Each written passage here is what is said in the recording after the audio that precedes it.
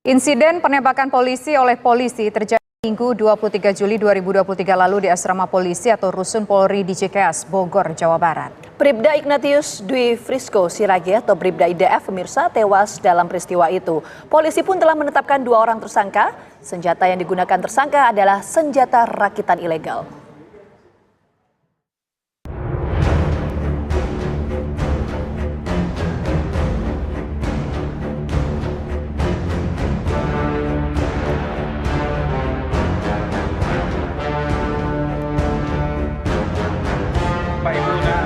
Peristiwa polisi tembak polisi kembali terjadi. Seorang anggota kepolisian Bribda Ignatius Dwi Frisco Sirage IDF meninggal dunia di tangan rekannya Bribda IMS.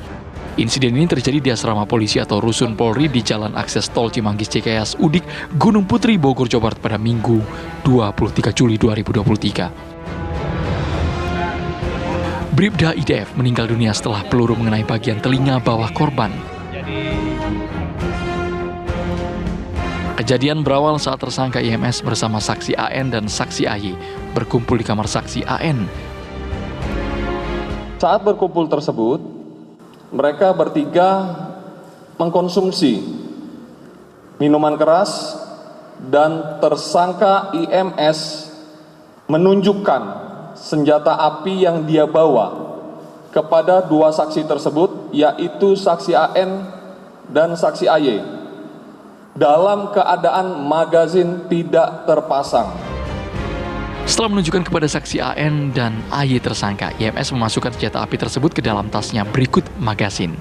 Tak lama, Bribda IDF masuk dan Bribda IMS menunjukkan senjata api legal tersebut kepada Bribda IDF.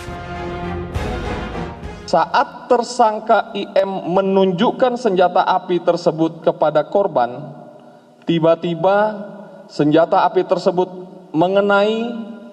meletus dan mengenai leher korban ID, terkena pada bagian bawah telinga sebelah kanan, menembus ke tungku belakang sebelah kiri.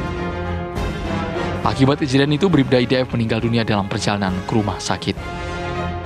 Usai insiden, polisi menetapkan 2 tersangka, yaitu Bribda IMS dan Bribka IG.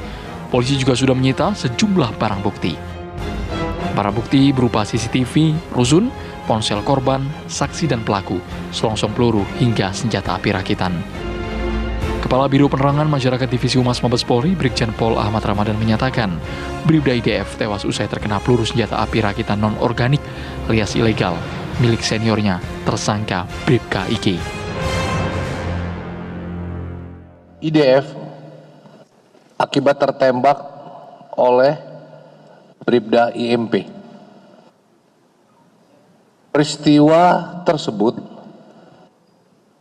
sedang diproses pidananya oleh Polres Bogor, Polda Jawa Barat, dan proses kode etik oleh Dipropam Polri. Olah TKP telah dilaksanakan oleh Polres Bogor dengan melibatkan unsur pendukung lengkap yang terdiri dari tim TKP, Inavis, tim Dokes. Juga mengamankan CCTV, bukti 1 unit senjata api rakitan ilegal, 1 buah selongsong peluru kaliber 45 ACP, kemudian baju korban, dan lain-lain. Polisi berencana mengkonfrontasi 2 tersangka dalam kasus tewasnya Bribda IDF, yakni Bribda IMS dan Bribka IG. Konfrontasi dilakukan untuk mendalami asal-usul senjata api ilegal dan proses serah terima senjata api dari Bribka IG ke Bribda IMS. Ini bagaimana antara IMS dan IGD, ini akan kita konfrontir lebih lanjut. Apakah memang dipinjamkan atau ada hubungan lain, ini sedang mau kita konfrontir supaya lebih jelas. Dan kita nanti akan membuktikan dengan rekaman CCTV.